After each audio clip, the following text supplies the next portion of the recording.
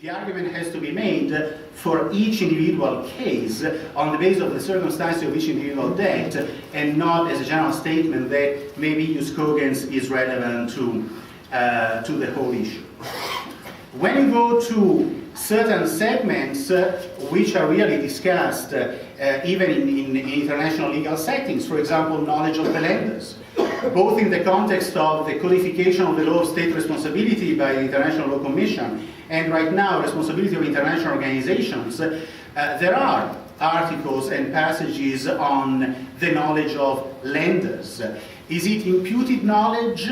Is it knowledge that you actually had? In the Tinoco case, in the slide that Professor Reinisch showed, Taft said the bank knew, not should have known. And so there is this question of is it imputed knowledge, is it actual knowledge? And knowledge of what? That is the main point.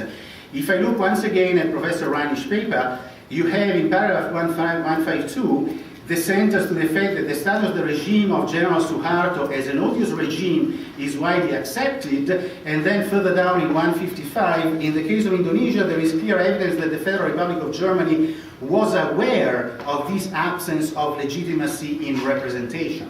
So even without looking at the substance of the claim that is being made here about the Suharto regime, once again, I'm not going to discuss the specifics of any single country, the knowledge is not really of the odious debt. The knowledge becomes a knowledge of the odious regime. So what is the proposal that is being advanced? Is it that each lender should sit in judgment and say, oh, that is an odious regime, that is not, or that is an odious regime that will not raise as many objections in the international community as another odious regime may? I mean, big question mark about that. Engaged in promoting, in complementing our promotion for good lending practices by complementing it with new initiatives, such as, for example, the STAR initiative comes to mind. Finally, when it comes to debt relief, the World Bank provides debt relief to the poorest and most heavily indebted countries in the world. And this debt relief is provided in the context of an international agreed framework with clear rules and procedures. And we are not only providing, the bank is the largest single provider of debt relief in the context of this initiative. And by today, 33 countries have benefited from debt relief under the HIPIC initiative, and more than 23 countries have reached the completion point today. It is very important that each creditor, and the colleague from the World Bank must make that point, must know in advance under which circumstances the loan will in fact be repaid. If there's any doubt about the willingness of the debtor to repay, no credit will be granted. For instance, the World Bank, the IBRD, would be out of business because we grant loans.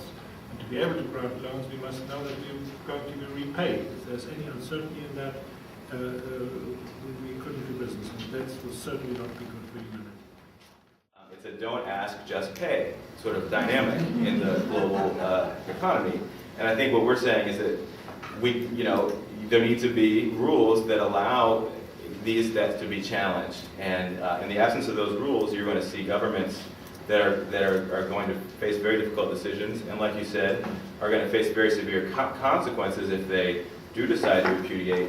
But just because that's the way it is, doesn't mean that the repayment they're making is moral or justified. In the case of apartheid South Africa, I don't think we should be sort of smug about the fact that the government of South Africa is repaying a debt that was used to oppress the majority of people in South Africa. That may be what they are forced to do by the current financial markets, but it certainly isn't the moral or just outcome. I think that's what we're trying to move towards with this conversation. Thank you. The common sense and the natural goodness and even natural law, or whatever you say, the common decency of people is insisting that the current arrangement is wrong. It has to be changed. We don't care who has to change. We just need it to be changed. So what the system needs is an international bankruptcy or international debt workout mechanism that is independent of all creditors, including the IMF. This is what international law needs to change, and it is scholars such as the one we've heard today who are leading the way. International law is formed by customary law. treaties, practice of nations, and also the writing of legal scholars. And the scholars of the past are getting outdated by what we have heard today, and thank goodness. This is also about the taxpayers in the South making use of our money well to decide what to pay for if these are things that we actually benefited from. So we shouldn't just be talking about the northern taxpayers as if this is all about just the money in the north. It is our money that is being used to pay for these loans. The simple answer is that poverty is an insult to the human spirit.